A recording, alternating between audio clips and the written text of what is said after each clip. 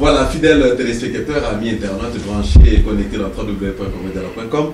Moi, c'est Josué Boloa, l'international. Très ravi de savoir que vous êtes nombreux à être là dans vos petits écrans. Je crois que, à nous voir dans ce plateau, nous sommes ici en Afrique du Sud, directement dans la ville de Johannesburg, dans un quartier appelé Boisfontaine, qui est très bien là, rempli d'étudiants et ainsi de suite. Alors, je suis ravi de recevoir encore, il est un activiste, un leader, un analyste politique, un penseur. Il est vraiment all-in-one, comme on peut dire, très calme là. J'aime sa douceur, mais lorsqu'il commence à ouvrir la bouche, il y a toujours la sagesse qui sort. Je vois que vous serez habitué avec lui dans notre site ici, comodialogue.com. C'est la personne de M. Bruno. Comment vous allez, papa? Je vais bien, monsieur Josué, et vous-même? Merci beaucoup, compatriote Bruno. Oui, merci de me recevoir. Oui, vraiment, comme vous voyez, je suis en forme. Ma santé, ça va, pas de problème, sauf qu'on est un peu inquiet avec la situation aujourd'hui au pays. Vraiment. Selon ce que j'ai dû entendre dire, il y aurait marche ville morte aujourd'hui à Kinshasa. Bon, voilà, on est un peu inquiet parce que vous savez, ça a toujours été synonyme chez nous de répression, de tueries. Vraiment, ça évoque tous ces... Non, mais je pensais que vous serez plus ému lorsqu'il y a la marche comme ça, parce que selon les organisateurs de la marche, ils disent que ils veulent respecter, plutôt appliquer l'article 64 pour, disons, ils ont le droit de le faire, parce qu'ils ne sont pas contents du pouvoir en place. Je crois que vous serez content parce qu'ils appliquent l'article 64. Bien sûr. Je suis très content de voir le courage avec lequel des leaders comme les Fayulu, les Félix, vous savez ce qu'ils ont connu, à quoi ils font face, la brutalité habituelle, que ce genre de manifestations qui, dans un pays démocratique, sont respectés et protégés, mais c'est le contraire au Congo. Ça a toujours été une occasion pour le pouvoir de démontrer sa force, ses capacités de réprimer violemment et de manière vraiment impunie. Donc les manifestants et l'opposition. Vous savez qu'après ce genre de manifestation, en 2015, nous avons vu l'arrestation de Muyambo, il y a eu l'arrestation de Franck Diongo, juste après ces manifestations. Donc, alors ça vous rappelle ces moments difficiles émotionnels. Mais nous n'avons pas en ce moment le choix que de pouvoir nous mettre vraiment au front tous pour pouvoir confronter cette réalité de la dictature qui cherche à revenir s'installer chez nous au pays. Alors que nous sommes battus vraiment pour mettre fin à la dictature de Mobutu. Et vraiment, c'est avec beaucoup de douleur et de peine que nous voyons cette tentative ou déjà d'installation de cette dictature au pays. Alors, on n'accepte pas. Donc, mon cœur et celui de beaucoup de Congolais en ce moment, je crois qu'il joint tous ceux qui mettent leur vie en danger en ce moment, qui en marchant, qui en protestant d'une manière ou d'une autre, contre les tentatives de pouvoir maintenir continuellement Kabila au pouvoir. Voilà, ça c'est l'actualité actuellement. Je signale aux téléspectateurs que vous êtes connectés dans www.comedialogue.com. Merci à Jean-Marie Poitier de la réalisation. Là, merci, c'est la coordinatrice dirigée par la grande dame Francine Nguembe de la Belgique. Merci maman pour votre temps, merci encore pour la disponibilité. Monsieur Bruno, comme c'est à la une, je crois que il semblerait qu'ils ont voulu que ce soit un peu dès maintenant le 15 novembre jusqu'au 31 décembre. Pensez-vous que ça serait la solution pour restaurer, disons, la paix dans notre pays?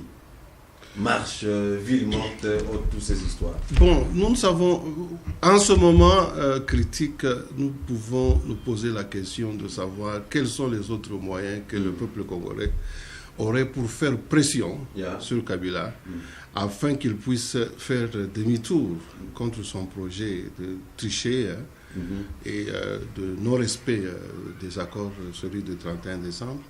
Ce sont des manœuvres qui visent donc à le maintenir au pouvoir et tout le monde est vraiment conscient de ça. Et il ne peut pas encore tromper la vigilance des Congolais. Donc, en ce moment où le peuple congolais n'est pas en guerre directe, parce que nous avons ici un gouvernement qui est pratiquement en guerre contre sa propre population, qui n'a pas de moyens pour se défendre que de protester comme ils le font. Bon, je pense que, faute d'alternative, à part peut-être l'espoir que nous avons eu dans les démarches diplomatiques pour avoir une pression extérieure, internationale sur Kabila, afin qu'il puisse respecter les accords. Mais encore, il faut souligner ici, je l'avais dit devant la caméra d'autres confrères, que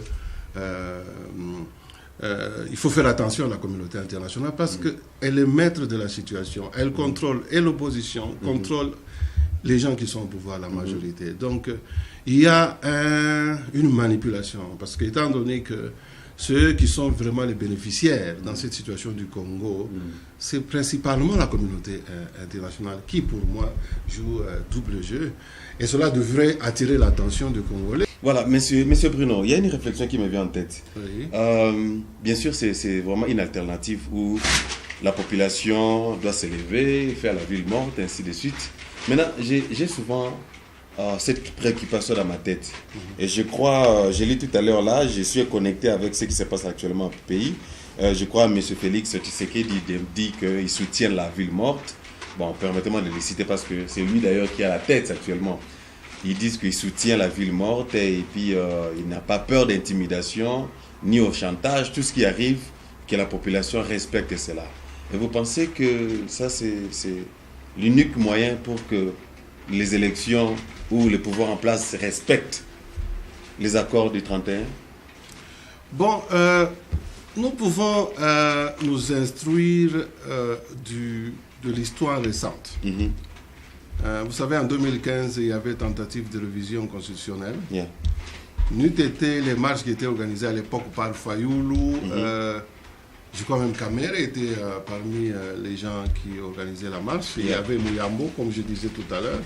Je disais qu'il y a tous ces opposants qui s'étaient mis ensemble pour faire revenir le gouvernement contre cette tentative de révision constitutionnelle. Bon, alors si cela avait réussi à l'époque, pourquoi pas maintenant? Bon, ce qui est regrettable, c'est avec aussi l'expérience. Moi, je tiens vraiment à souligner l'aspect de l'ingérence étrangère, du rôle que la communauté internationale joue au Congo. Vous vous rappelez quand M. Tshisekedi avait lancé des protestations en 2011, je crois. Il en a fait plusieurs comme ça. Mais à un moment donné, la communauté internationale intervenait avec des menaces directes contre le président Tshisekedi. Alors, je crois que le Congolais doit vraiment analyser ce genre de faits politiques, d'actes politiques, avec l'attention qui est requise. Parce que nous vivons la répétition de l'histoire. C'est ce que je voulais dire. Donc, apparemment, l'histoire se répète. Oui, nous vivons la répétition de l'histoire. Avec le défunt Tshisekedi wa Mulumba. Même chose. Et maintenant, le fils vient aussi être à la tête. Vous savez, avec Lumumba, c'était comme ça. Lumumba était à la table ronde. Il semblait être vraiment en commun accord avec la communauté internationale parce qu'il était reçu et on avait tenu à ce qu'il soit présent à la table ronde. Mais écoutez, Tshisekedi a eu cette navette des représentants de la communauté internationale qui allaient chez lui régulièrement et nous avions l'impression que nous avions le soutien total de la communauté. Mais on corruption, je crois qu'ils ont déjà ajouté au lobby. Ils ont corruption. Non, ils ont corrompu. Bon, il faut dans le baquet. Avant de commencer, parce que nalinga qui to solo la l'aspect à corruption. Oui, tout à l'heure. Juste ça, mais nalingi na lobela. Pour jouer à deux cartes. Et loco, voilà. Et loco, il y a communauté internationale. Parce que de l'autre côté, tout ça. Oui, vous savez que il y a eu la visite de Niki Ali au Congo. Mais rappelez-vous qu'avant sa visite, il y a eu tout ce cortège de nos politiciens qui ont été aux Nations Unies. Et de leur retour des Nations Unies, on semblait célébrer une victoire et une démonstration, n'est-ce pas, de refus catégorique pour la communauté internationale de soutenir Kabila au-delà des mandats et des accords tels que conclus le 31 décembre. Mais écoutez, moi j'étais parmi les analystes politiques qui avaient des réserves, donc je ne voulais pas célébrer déjà la victoire, parce que connaissant l'hypocrisie de la communauté internationale, qui d'ailleurs, hypocrisie que beaucoup de nos politiciens, quand ils font des démarches diplomatiques auprès d'eux, ils manquent de mentionner, parce que, écoutez, pour des raisons peut-être diplomatiques, mais nous ne sommes pas en train de faire la politique de la même façon. Vous avez les gens qui sont en front, nous ici on est de la société civile, on ne veut pas être juste des figurants dans la lutte qui a lieu en ce moment, pour suivre seulement ceux qui sont au front et entendre les choses de la même façon que eux. Nous voulons émettre les choses avec un autre son de cloche. Voilà, notre son de cloche est celui-ci. Il faut faire très attention à cette communauté internationale. Elle est à la base de nos malheurs. Elle a empêché à nos leaders de gérer politiquement notre pays et librement, de manière indépendante. Elle n'a pas permis à ce que nous ayons une indépendance totale. C'est ça la raison pour avoir fait le coup d'État en 1965, je crois, contre Lumumba.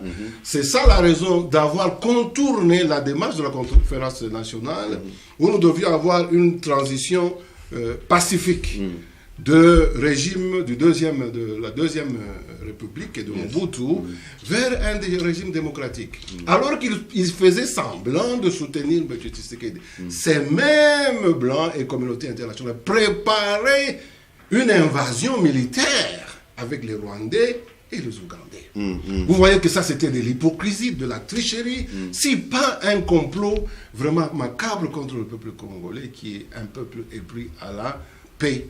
Mais c'est Bruno, si tel est le cas, pour en passer dans ce sujet ici, je crois que nous allons attendre plutôt le résultat de ces villes mortes un peu. Bon, on aura le temps d'y passer dans votre bureau pour avoir plus des réactions concernant la marche et puis la ville morte, ou marche de soutien, ou marche, quelqu'un peut appeler ça marche des sapates ou quelque chose comme ça.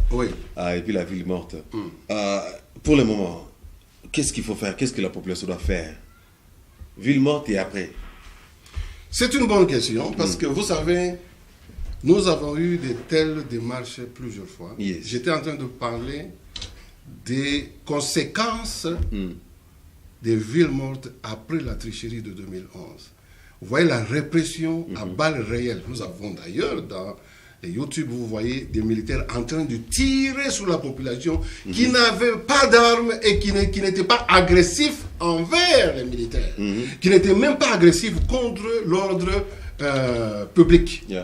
Ces gens étaient partis au stade pour pouvoir assister à une manifestation qui d'ailleurs était permise.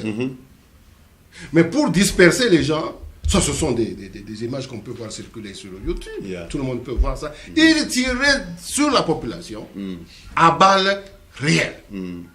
Et vous savez, après les menaces de Tshisekedi, de pouvoir amener encore les gens sur la route, au lieu de menacer le pouvoir en place, qui usait d'une force excessive, avec des balles réelles contre une population non armée, au lieu d'accuser et de menacer ce gouvernement, la communauté internationale ne l'a pas fait. Sinon, menacer Tshisekedi d'arrestation à la CPI. Bon, écoutez, nous voyons les épisodes tels qu'ils se sont passés en Afrique. Vous avez la situation en Libye, nous avons la situation en Côte d'Ivoire. Maintenant, ici, c'est une preuve que le même complot, la même mauvaise foi, la même manipulation, la même tricherie est en œuvre au Congo, et pour voler l'aspiration du peuple congolais à un état d'ordre démocratique réel, tel que souhaité, depuis l'indépendance. Donc, nous mettons en garde les Congolais contre la communauté internationale. Mais on ne va pas s'arrêter seulement à mettre en garde les Congolais. Nous voulons interpeller les Congolais, parce que nous ne voulons pas être en train de suivre seulement nos leaders qui sont au front, mais nous voulons ajouter notre contribution dans ce leadership du peuple congolais pour interpeller le peuple congolais à faire plus que ce qui a été fait jusque-là. Vous venez de suivre hier et aujourd'hui comment est-ce que les Zimbabwéens, ils ont pris la situation en main et l'armée a dit, écoutez, assez c'est assez. C'est assez parce que ça va devenir encore une monarchie. La femme de Mugabe semble vouloir se présenter pour faire pour prendre la relève. Et c'est vraiment le style africain, comme ça s'est passé avec au Togo, avec Eyadema et son fils. Je ne sais pas, au Gabon, entre Bongo et son fils. Bon, peut-être c'est qui prépare pour le Brazzaville, pour le Congo-Brazzaville. On a vu ce qui se passe en Ouganda, on a vu ce que les Rwandais sont en train de faire. Bon, c'est le chaos un peu partout, hein. Et nous pensons que le même complot là aura lieu au Congo.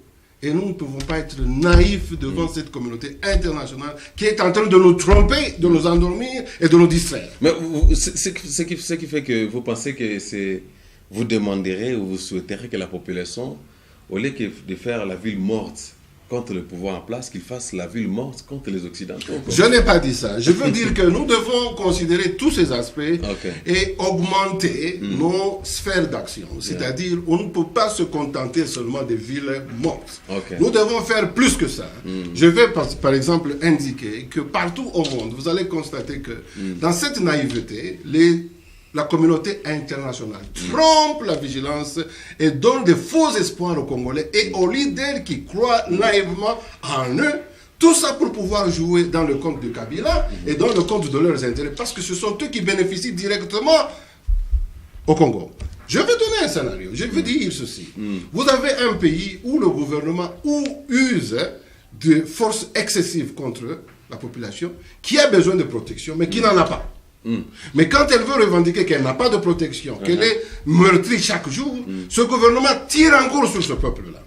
Et la communauté internationale qui est ensemble avec le gouvernement n'arrive pas à protéger la population. Maintenant, c'est cette population qui veut se défendre. Bon, alors, maintenant, c'est le moment pour tous les Congolais. C'est un appel que moi, je fais directement. Est-ce que les choses vont continuer ainsi et pour combien de temps? Pourquoi est-ce que nous semblons dormir et ne pas prendre la situation en sérieux et nous organiser en conséquence? Pour dire que ce n'est pas seulement les marchés pacifiques tels que ça s'est fait du temps de Tshisekedi, parce que nous savons où ça a abouti. Finalement, on l'a mis en prison pratiquement, en résidence surveillée pendant 1 année ou 2 ans, jusqu'à ce qu'on l'a libéré juste pour aller se faire soigner. Encore, il nous a servi pour le dialogue que finalement Kabila a utilisé pour pouvoir obtenir un glissement que les Occidentaux soutiennent. Voilà. Monsieur Bruno, juste une pensée venant encore dans ma tête, disons que par là des leaders. Ici en Afrique du Sud, nous voyons le parti opposant qui, lorsqu'il y a la marche, il revendique quelque chose, il y a les DA, il y a les IFF, et tant d'autres partis. Nous voyons les leaders en tête. Pendant qu'il y a les marches. Ils sont là, mais curieusement en Afrique, disons, curieusement en RDC, on ne voit pas les leaders se tenant devant la population, dire que bon, tous à contre Makambu Boye, Bazali Bosso, Bazo conduire le marche, mais ils sont là dans des maisons, entrés bien confortables là, à prendre des jus, en disant bon, ça non marche, bon, qui est tous à contre le pouvoir en place, c'est ceci, mais bon, moi, Bavani Nassima, la bandaku, Tiki population qui est de Bosso. Je me demande comment ça se fait, pourquoi comme ça? Moi, je ne suis pas de ceux qui font la politique de plaintes qui ne sont pas en train de faire une contribution positive. Moi, je voudrais faire une contribution positive. Quand je parle de plaintes et de contributions négatives aussi, je suis en train de faire allusion, par exemple, aux contradictions, aux plaintes, quand des choses sont faites et vous ne donnez pas d'alternative, et vous n'êtes pas dans une action alternative. Et vous n'êtes pas impliqué. Alors vous n'êtes pas impliqué. Comme le cas on a vécu à un moment donné, vous voyez les gens en Europe avec sous le leadership de Ngwanda, par exemple. D'ailleurs, ces jours-ci, Ngwanda ne parle pas beaucoup. On a l'impression que Ngwanda pouvait parler seulement quand Tshisekedi était en vie. Et on se demande pourquoi il ne parle plus. Bon, alors, ce genre de rhétorique, c'est-à-dire entre nous, au lieu d'offrir une alternative, on est en train de se faire la guerre entre nous-mêmes. Je crois que ce temps-là est passé. Donc, moi, ma façon de voir les choses et d'apporter une contribution dans cette lutte, c'est de donner une contribution positive et alternative aux Congolais. Je veux dire que la plupart du temps, quand nos leaders vont en Europe, ils vont aux États-Unis, ils se concentrent plus dans les rapports avec cette communauté internationale, ces gouvernements, ces diplomates qui nous ont trompés, qui mentent, qui pillent notre pays et qui protègent les gens qui sont en train de nous tuer, qui sont en complicité avec des gens comme le Rwanda et Kagame et l'Ouganda et qui bénéficient à travers ces gens-là. J'ai dit, mais quand ces gens vont en Europe, ils ne voient que ces gens-là. Ils n'ont pas l'occasion de mobiliser, organiser et orienter notre communauté. Ce qui fait que qui est divisée. Ce qui fait que je vous donne l'exemple. On a eu Tshisekedi ici en Afrique du Sud, Félix Tshisekedi vient en Afrique du Sud. Combien de leaders il faut même compter, je ne sais pas combien, quand ils viennent en Afrique du Sud, font un effort pour faire une mobilisation conséquente des Congolais en Afrique du Sud. Les mettre en position pour pouvoir assumer leurs responsabilités devant les enjeux graves au pays. C'est-à-dire, ils concentrent plus d'attention à la diplomatie. Nous ne disons pas que cela est mauvais, mais les gens qui sont au front, au fait, comme vous le disiez, ce n'est pas les leaders parce qu'ils font les déchets politiques. Ce sont le commun des Congolais. Mais il faut les organiser, il faut les préparer, il faut les orienter. Mais il ne faut pas vous lever comme ça, sans avoir préparé au préalable le peuple. Vous dites, on fait ceci aujourd'hui, demain on fait cela. Mais où on ne sait pas la finalité et vous n'avez pas, vous n'offrez pas à la population l'occasion de vous interpeller, de vous demander des comptes sur ce qui a été fait avant et de ce qu'il faut faire aujourd'hui et de pourquoi il faut faire la même chose comme on l'a fait avant, d'évaluer les résultats et de poser la question de savoir si cela est correct de faire les choses comme on l'a toujours fait. Alors, c'est la question que je peux poser. Je ne sais pas si c'est vous qui devrez me poser cette question, mais je me pose cette question. Vous savez, après tous ces déboires que nous avons eus, on fait des marches, les gens sont tués, on fait des sanctions qui ne tiennent jamais, qui sont juste une mascarade pour tromper la vigilance des Congolais. Mais Kabila reste et devient de plus en plus fort. Il peut même tricher au dialogue qui ont été même soutenus par cette communauté internationale, encadrés par cette communauté internationale. Vous vous rappelez que quand il y a eu le dialogue de Genval, Rendez était venu voir les leaders juste après et pendant ces dialogues. On a vu Tom Perriello et il était fréquemment en Belgique pour assister. Bon. Quand ces gens assistent à un dialogue pareil et ils savent que Kabila va tricher, bon, qu'est-ce qu'on va dire? On va dire que ces gens participent à flouer les leaders pour faciliter la tâche et la continuité du pouvoir de Kabila, n'est-ce pas? Alors pourquoi est-ce que nous devons être naïfs et avoir le même comportement devant cette communauté internationale? Bon, c'est le temps pour nous de ne pas faire seulement le suiveur aveugle et les gens qui disent oui à tout ce que nos leaders disent, mais nous devons nous tous influencer le destin de notre pays. C'est ce que moi je prends comme responsabilité. Je dis que moi, je vais me mettre debout pour influencer un changement positif. Un changement, ça veut dire ne pas continuer à faire des choses qui n'ont avancé à absolument. Mais ne pas aussi contredire ce qui est fait parce qu'on n'a pas encore d'autres options. Donc on a beaucoup à faire, on a beaucoup à faire, on a beaucoup à penser, on a beaucoup à réfléchir là-dessus, parce que c'est le commun des mortels, comme on dit. Je vais vous donner un exemple, juste une parenthèse, je m'excuse.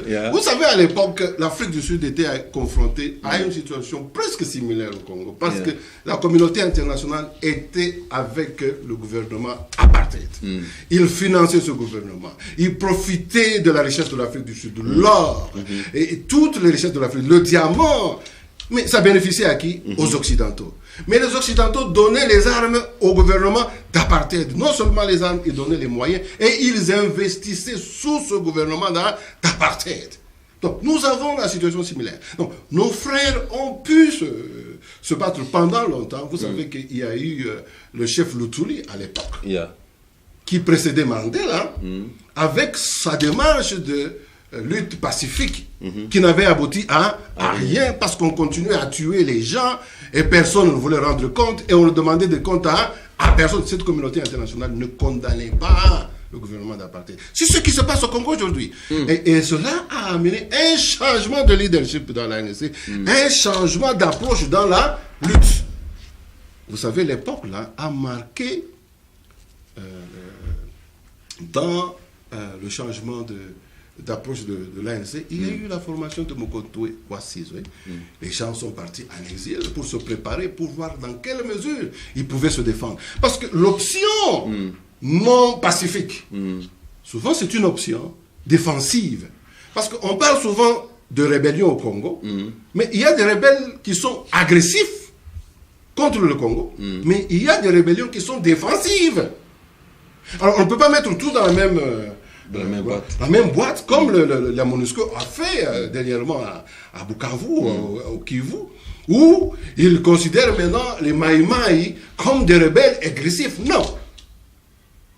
Donc, on peut faire une rébellion. D'ailleurs, je crois que c'est ce que l'article 64 entend dire, que le peuple, à un moment donné, il doit être en position défensive pour pouvoir protéger les acquis républicains, comme les Zimbabwéens sont en train de faire. Ça, ce n'est pas être agressif, c'est être défensive.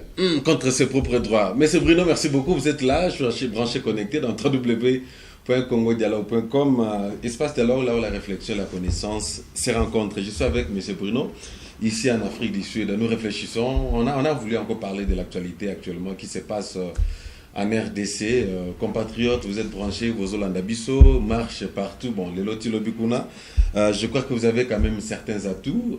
Est-ce qu'il faut aller, il ne faut pas aller? Donc, est-ce que c'est vraiment le vrai target que nous voulons suivre ou il y a d'autres alternatives que nous devons suivre, n'est-ce pas? Parce que vous combattez la personne qui est protégée, vous combattez le système qui est protégé, soutenu, n'est-ce pas? Lorsqu'il s'agit de vos droits, on vous menace. On vous menace. Alors, là, c'est vraiment une question. Ça s'ouvre à tout le monde. Les Occidentaux, communauté internationale, MONUSCO, MONUC, ONU, toutes ces histoires-là, toutes ces organisations, ils sont dans notre pays, n'est-ce pas? Il ne faut pas oublier la SADC. Voilà. Donc, en réalité, le peuple congolais est en guerre contre SADC, est en guerre contre la communauté internationale. Donc, le peuple congolais avec 80 millions au moins de population, en guerre contre toutes ces organisations prétendant protégeant la RDC. Mais qui ne le font pas en réalité, mais qui protègent leurs investissements et laissent se faire tuer. Donc, en fait, le vrai problème, c'est que les richesses que la RDC a. Donc, vous, la population, marchez ou pas, bon, tant mieux. On n'est pas important aux yeux de cette communauté internationale. Je ne sais pas, on se pose la question, est-ce que c'est à cause de la race?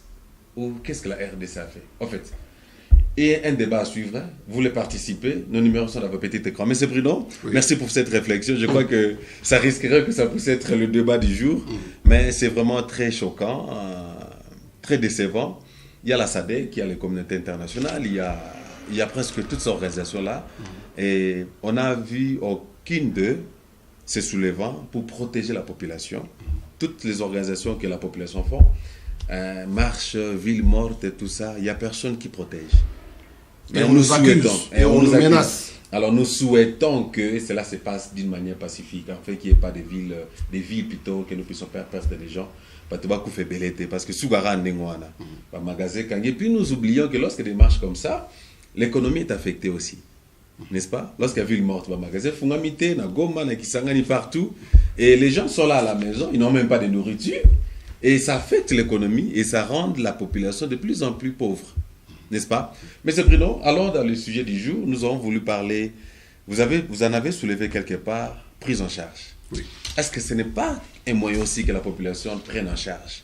Est-ce que tu peux nous définir, nous aider, en tant qu'activiste, en tant qu'analyste, à nos compatriotes qui nous suivent? Et je crois, un des leaders, je crois même Gwanda en a parlé, Tshisekedi n'en parlons même pas pendant qu'il était en vie, Nasengi Nabinobo se prendre en charge. Alors, tout se prendre en charge, c'est quoi d'abord prendre en charge? comment se prendre en charge, où se prendre en charge et avec qui. Vous savez que ce mot-là, cette phrase a évoqué pour moi beaucoup de... Est-ce que Marche Alléluia, peut-être, les gens ne se prennent pas en charge? Bon. D'abord, explique un peu. La phrase elle-même a été pour moi l'évoque d'une douleur.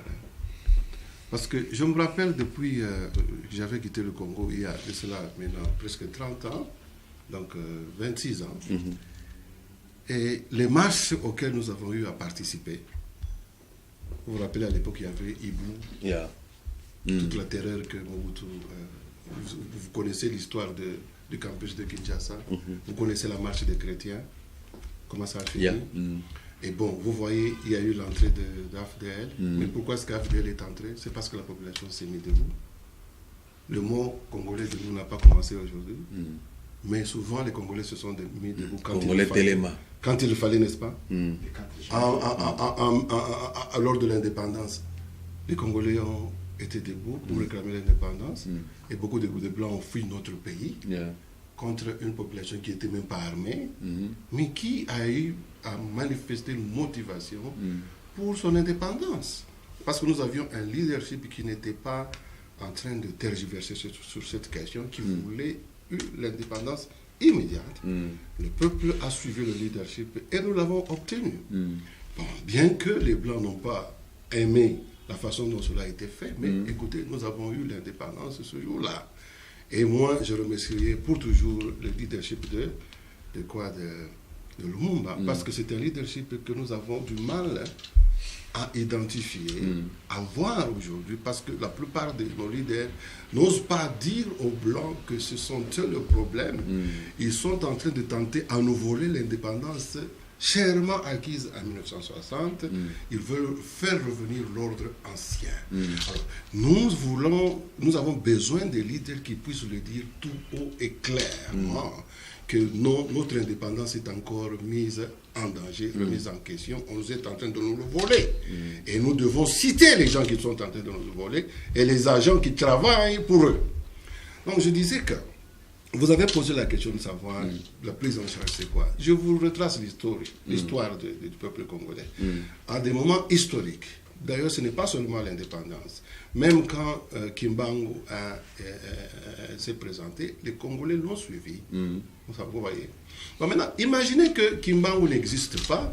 Imaginez que Lumumba n'existe pas.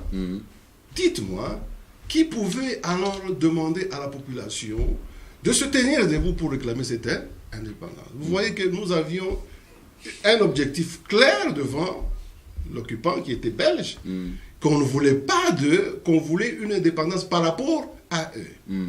Donc c'était vraiment une direction claire et la destination était claire parce que Lumumba pouvait dire voilà, si nous obtenons ceci, notre pays sera économiquement libre, nous serons libres, ceci, et on sera prospère, on pourra jouir de nos richesses.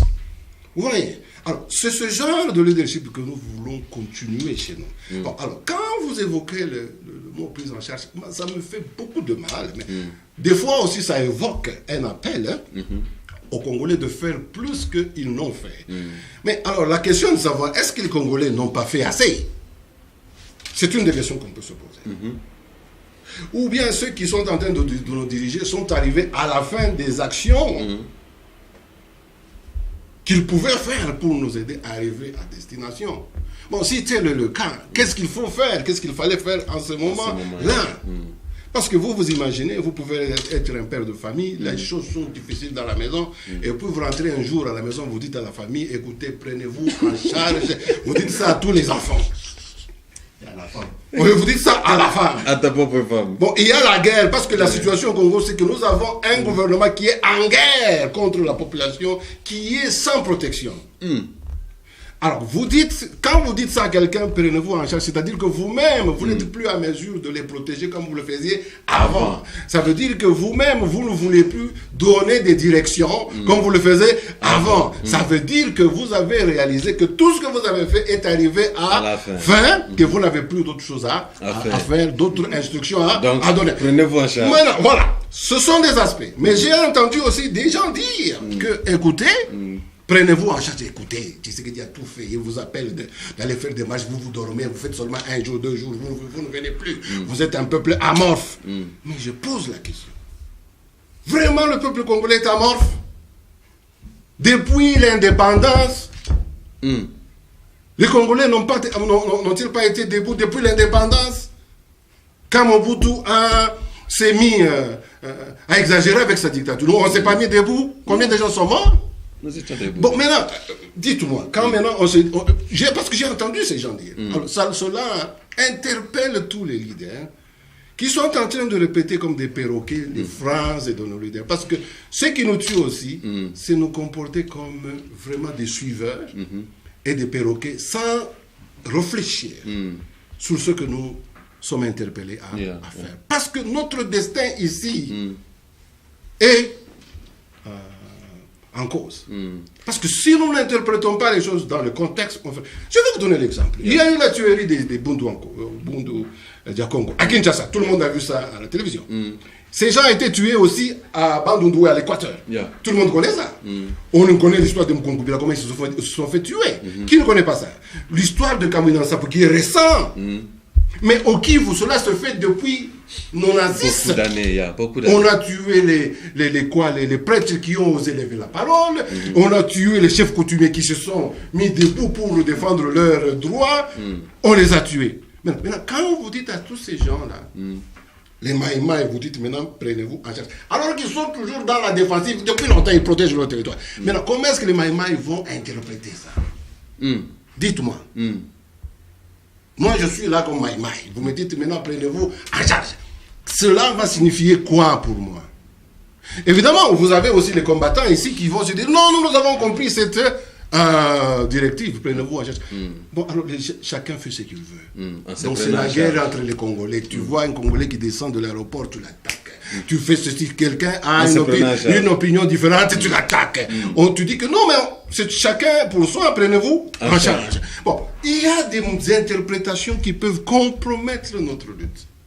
Parce qu'en ce moment où nous avons un ennemi qui est bien organisé, bien mobilisé, bien outillé, si nous n'avons pas un leadership conséquent comme avec Lumumba, comme avec les Moulele, comme avec même Laurent Kabila, parce que c'était un leader vraiment responsable et conséquent, qui avait compris que vraiment pour que Mobutu parte, ce n'est pas avec les paroles seulement, il faut aller au front et venir confronter Mobutu avec la violence. Et il avait réussi. Malheureusement, nous avons perdu ce vaillant combattant qui est Laurent Kabila. Mais alors, nous devons tenir compte de l'ensemble. Ne tenez pas compte seulement des circonstances où certains veulent se justifier d'un échec qu'ils veulent peut-être couvrir. Vous comprenez? Ici, c'est une interpellation. Pour moi, quand j'entends cette phrase, elle me fait mal. Je me dis, moi, mais comment auriez-vous... Je vous donne l'exemple. Depuis 2007, je suis en Afrique du Sud, j'ai une organisation pour tenter à mettre les Congolais ensemble. J'ai toujours participé, contribué. Quand le président Tshisekedi est venu, je pouvais donner même mon sang pour contribuer, soutenir le TPS, soutenir tout ça. J'ai toujours été là. Maintenant, quand on me dit à moi qui suis toujours debout comme ça, on me dit, prenez-vous en charge. Bon, comment est-ce que je vais interpréter ça? Bon, alors moi, vraiment, je veux interpeller le peuple congolais que nous avons besoin d'une dimension de leadership plus grande que celle que nous avons connue. Parce que les résultats sont là. Elles ne sont pas si bonnes. Nous sommes laissés endormis par les Blancs. Nous sommes laissés manipuler par les Blancs, trompés par les Blancs, pour arriver à avoir quelqu'un qui a triché consécutivement. En 2006, en 2011, maintenant qui est en train de tricher pour aller au-delà de son mandat, tout ça avec l'aide et le soutien manipulateur de la communauté internationale. Et la naïveté de nos leaders.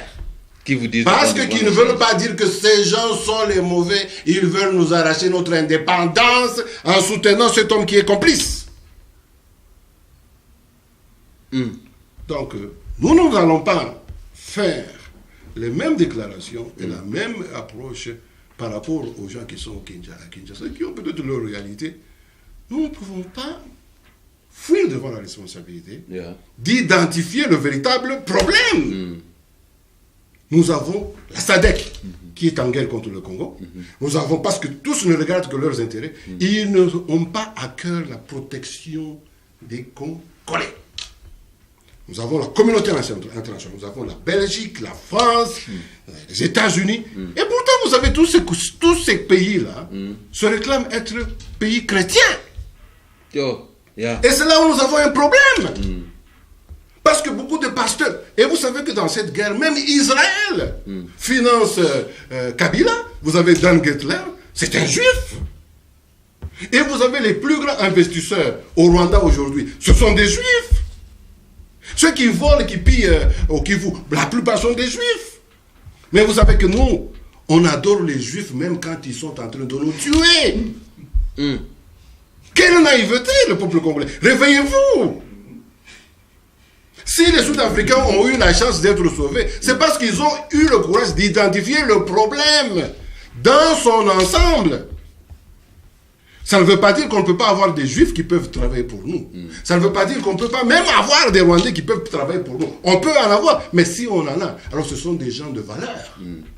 Mais ils sont rares, parce qu'ici en Afrique du Sud, pendant que certains Juifs étaient du côté de l'apartheid, nous avions les gens comme la dame Hélène Suzman, c'était une juive, mais elle était acquise au changement. Nous avons Ronnie Kasiril, nous avons John Slovo. Ce sont des Blancs, mais qui ont travaillé pour la libération des Congolais. Combien de Blancs vous avez vu au Congo travailler pour la libération des Congolais? Tous se sont mis dedans pour profiter. Pendant qu'on tue au Kivu, vous n'entendrez pas un Blanc pleurer avec les Congolais. Même pas le pape. Même pas le pape. Même pas le pape. Même pas le pape. Les bishops. Tout le monde est calme. Personne ne parle pour le Congo. Ils font même pas des bishops sont tués. Même les bishops qui sont tués, l'église ne dit rien. Quand on constate que nous avons un type comme Dan Gettler qui est un voleur qui a amené tout l'argent en complicité avec Kabila dans les offshore, tout ça, on ne peut même pas dire que Israël, vous nous faites tuer. Tous les pasteurs sont en train de dire que l'Israël, c'est le pays de promesses, ce sont les enfants de Dieu. Et ils veulent y aller même. Mais c'est quoi ça, des enfants de Dieu qui nous font tuer? Nous ne sommes pas des Arabes. Nous ne sommes pas des musulmans. Et ça, ce sont des Américains prétendus chrétiens, des Belges prétendus chrétiens, des Français prétendus chrétiens qui nous tuent. J'interpelle les pasteurs. J'entends des gens dire en Europe qu'ils vont vraiment revoir cette question des pasteurs, comment est-ce que les gens prêchent. Parce qu'on ne voit pas des pasteurs et des bishops qui sont vraiment, comme en Afrique du Sud, on a connu les Desmond Tutu, on a connu les Alain Boussac, on a connu des gens qui ont travaillé à la présidence de la République ici, le conseiller de Franck Chikane, qui ont été des pasteurs, mais au service du peuple. Chez nous, non. On connaît un certain Mugalu qui est conseiller de Kabila. Pasteur. Tous les pasteurs ici disent que non, l'autorité vient de Dieu. L'autorité qui vous tue. Les Kimbanguistes nous ont trahis totalement. Parce que Kimbangu s'était mis debout pour pouvoir revendiquer la liberté, l'égalité avec les Blancs. Parce qu'au fait, les Blancs étaient en train de nous voler à cette époque-là. Ils prenaient nos richesses, ils s'en prévalaient, ils vivaient bien au détriment des Congolais. Kimbangu s'était mis debout. Aujourd'hui, nous avons quelqu'un qui, parce qu'il a la même peau que nous, il fait la même chose. Et les Kimbanguistes ne comprennent pas que non, ce monsieur, il fait exactement les choses que notre père avait combattues. Faire souffrir le peuple. Et qu'est-ce que vous interpellez au pasteur? Mais je les interpelle, tout ce que je peux dire, de revoir en question leur façon d'interpréter leur évangile par rapport au sort du peuple congolais. C'est l'hypocrisie et la corruption, ça. L'hypocrisie et la corruption. Et la corruption. C'est-à-dire, on va en Europe, on va aux États-Unis, on entre dans ces églises-là, hein.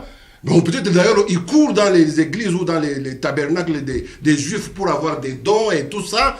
Alors c'est tout ce qui les occupe. Et quand ils rentrent ici, ils endorment les gens. Non, il ne faut pas. Et on a besoin de... Comment est-ce qu'on peut chercher la paix sans préparer la guerre? Les nations qui se respectent préparent la guerre. Et la guerre, ça ne veut pas dire seulement faire la guerre avec les armes. Il y a différentes façons de faire la guerre. Ça veut dire, par exemple, dire, nous sommes devant un danger, nous sommes obligés de nous mettre ensemble, nous devons enlever toutes les barrières qui créent la division entre nous. Ça, c'est une bonne guerre aussi. Vous comprenez? Nous devons nous aimer les uns les autres, mais nous devons dénoncer le mal, la tricherie, l'injustice qui est chez nous. Ça, c'est une guerre. Mais quand vous nous dénoncez, même pas, aucune activité de développement. Rien. Vous vous cachez tous, mais vous vous contentez de recevoir les contributions que les gens qui sont victimes ont fouillé chez nous. Venez bénéficier des contributions de leurs fruits de souffrance. Et vous leur dites, l'autorité vient de Dieu. Ça, c'est un sacrilège. Vous mangez les fruits de quelqu'un qui est victime, qui est un réfugié, qui est victime des tuiles. Parce que vous savez, beaucoup de Congos, nous sommes ici, mais il y a des familles qui ont des gens qui sont victimes directement au Congo. Quand vous parlez des gens qui sont... Aujourd'hui, nous avons ici quelqu'un comme Pasteur Mukongubila. Mais il a fui le Congo. Combien de gens sont morts qui le suivaient? Vous avez quelqu'un comme Kamwina Sapou, mais c'est quelqu'un qui vivait ici en Afrique du Sud. Il est mort lui-même. Il a laissé les enfants. Et vous savez, on ne traite pas les Rwandais comme ça. Les Rwandais qui font l'aventure de rébellion chez nous, ils sont protégés et défendus par la communauté internationale. Dites-moi, Tshisekedi est mort. Vous savez que nous suspectons que Tshisekedi a été tué par le gouvernement de Kinshasa, en complicité même avec les Occidentaux. Parce que dites-moi, comment se fait-il que Tshisekedi meurt d'une façon mystérieuse et il n'y a même pas un dossier ouvert? Il y a des gens qui ont démissionné à leur devoir de médecin pendant que Tshisekedi était gravement malade. Et Tshisekedi meurt à un moment crucial. Et vous savez que Michi qui disait que Tshisekedi ne va pas revenir. Dites-moi, est-ce qu'il y a une investigation? Il y a une enquête sur la mort de Tshisekedi? Non, on fait fi. Et ça s'est fait en Belgique. Est-ce que la Belgique a ouvert un dossier? Parce que ça, c'est un crime.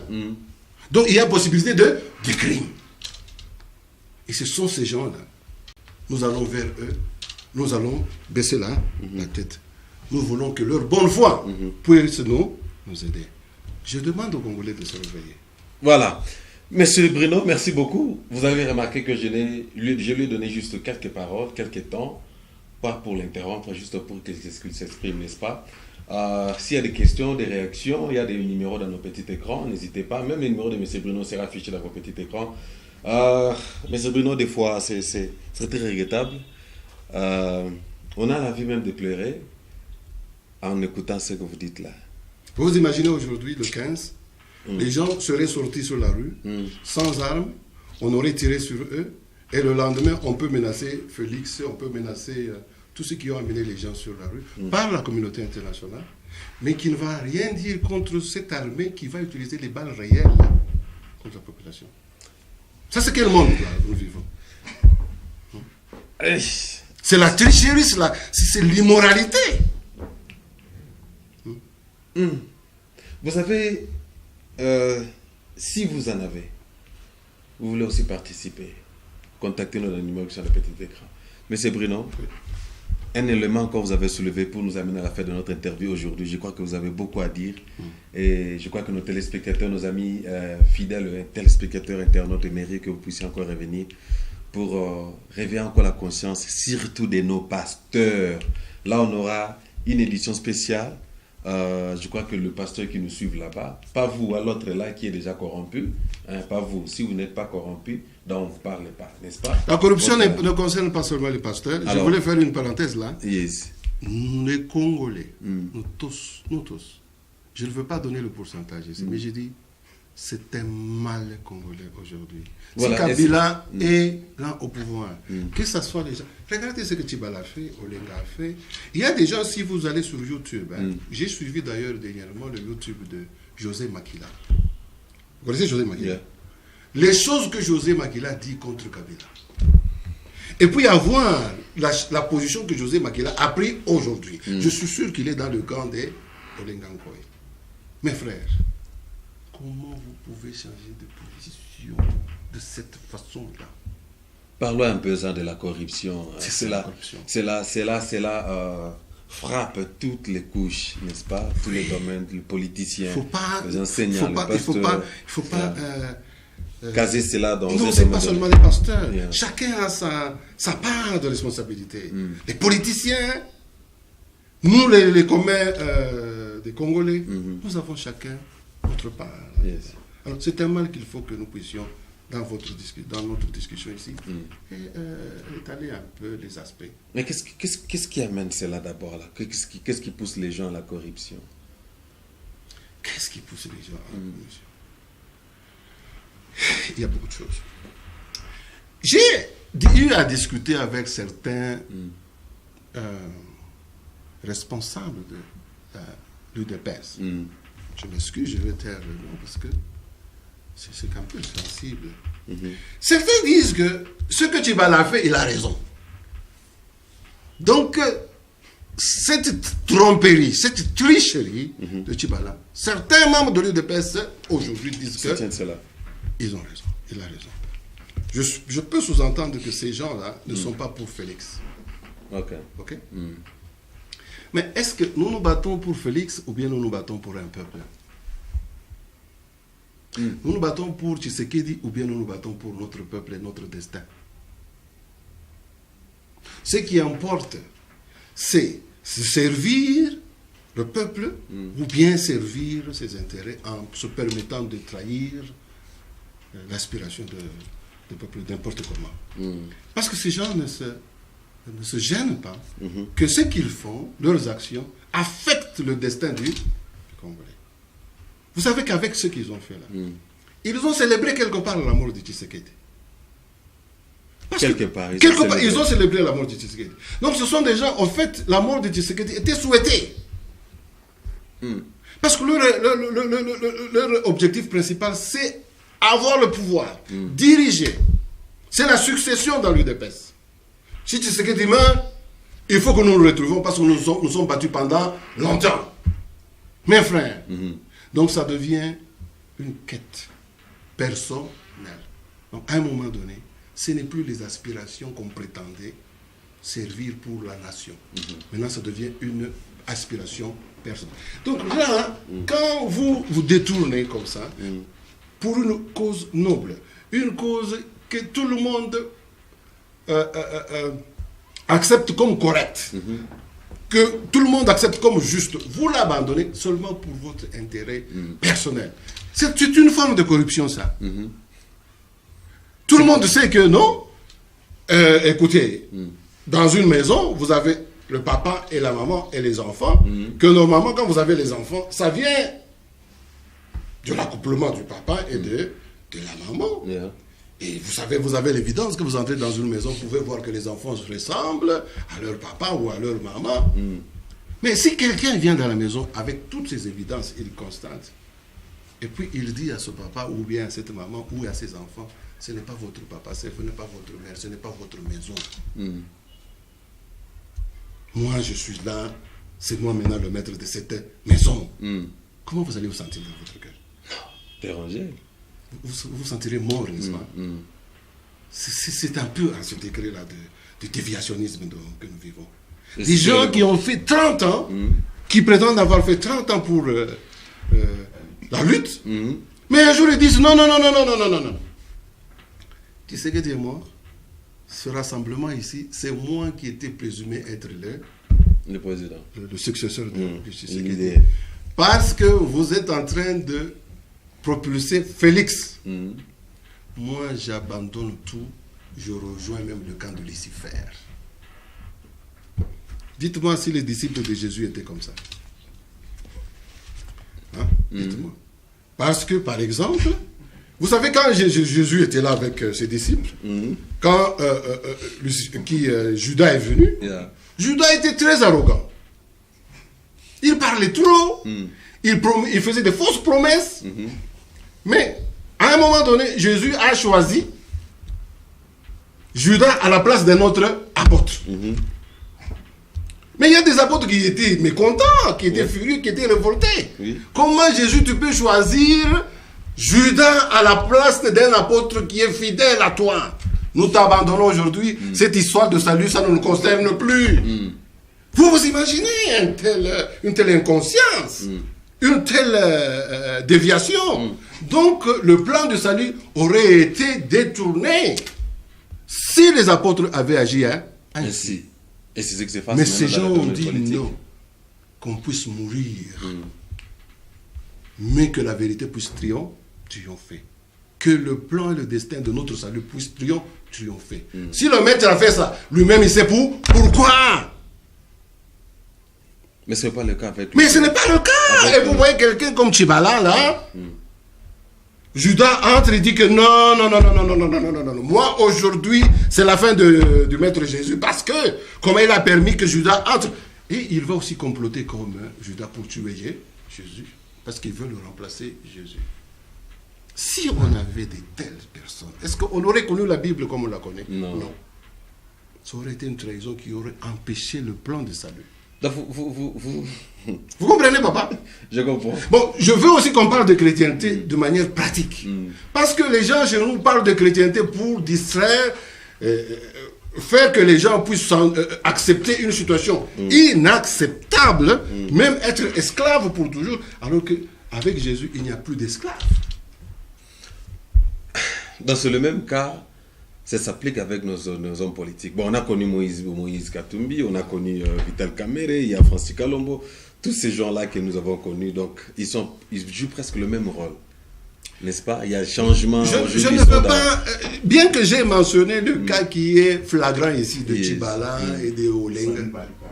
Oui, mais je ne veux pas aussi aller seulement après ces individus. Parce que nous avons dit ici que ce mal dépasse même seulement ces individus. C'est un mal qui est vraiment dans notre communauté.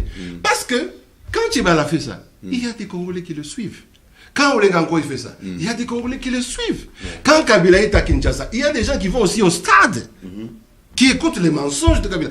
Quand il y a des réunions, il y a des Rwandais qui sont à Kinshasa, que les Congolais protègent aussi, qu'ils suivent. Il y a des Congolais, même ici en Afrique du Sud, qui disent que Kabila a vendu à Tikala, Batikaye, à Omela. Donc, quand on tue les gens au Kasaï, il y a des gens qui participent, des Congolais qui participent même dans la tuerie des Kasaïens ou des Congolais. Quand on tue des gens au Kivu, il y a des Congolais qui participent à la tuerie des Congolais au Kivu. Donc, tout Congolais d'une manière ou d'une autre. Vous appelez ça quoi? Vous appelez ça quoi? Et quand vous avez des bishops qui ne dénoncent pas la tuerie de ces Congolais par leurs frères congolais, c'est quoi ça vous appelez? La corruption. C'est la corruption, non? Ouais. Quand maintenant la communauté internationale vient là-bas, elle menace les victimes. Et vous nous dites rien. Vous appelez ça quoi? Vous êtes corrompu. C'est la corruption. Donc, nous devons faire attention. Comme je remettais en cause l'interprétation de la phrase « Prenez-vous en charge ». Il faut que les gens puissent s'élever un peu pour comprendre le mal qu'est la corruption. Elle est vraiment dangereuse. Elle est entrée à tous les niveaux de la vie communautaire au Congo. Libérons-nous de cette corruption. Ça peut nous permettre de faire une véritable lutte pour libérer notre pays. Ça peut nous permettre de nous mettre vraiment ensemble, de renforcer notre unité, de nous mobiliser davantage et de nous organiser mieux pour contraindre Kabila à quitter le pouvoir. Merci, M. Bruno. Et la communauté internationale a lâché. M. Bruno, très ravi d'être avec vous dans les plateaux. Oui. Merci beaucoup pour votre temps. Oui, je crois qu'on aura le temps d'en parler plus. Ok, merci. Voilà, merci chers téléspectateurs, nous sommes presque à la fin. Si vous avez aimé cette émission, dites merci à M. Bruno. Nous disons aussi merci à M. Mbouyi qui était à l'assistance. Grand merci à à Papa Jean-Marie Poupa, M. Jean-Marie Poupa qui était à la réalisation. Grand merci à la coordination de Francine Nguembe de la Belgique. Merci aussi à vous, chers téléspectateurs. Des réactions contraires à ce que M. avait dit. Si vous voulez encore vous appuyer comme vous avez toujours l'habitude de faire, nos numéros plutôt sont dans vos petits écrans. Jusqu'à la fois prochaine. Moi, c'est Josué Bolois. Facebook, Josué Bolois. Bye. Un jour, la RDC sera sauvée. Vive la RDC. Merci. On se retrouve à la fois prochaine. Vive la RDC. Merci. Merci. Merci, monsieur Josué. Merci.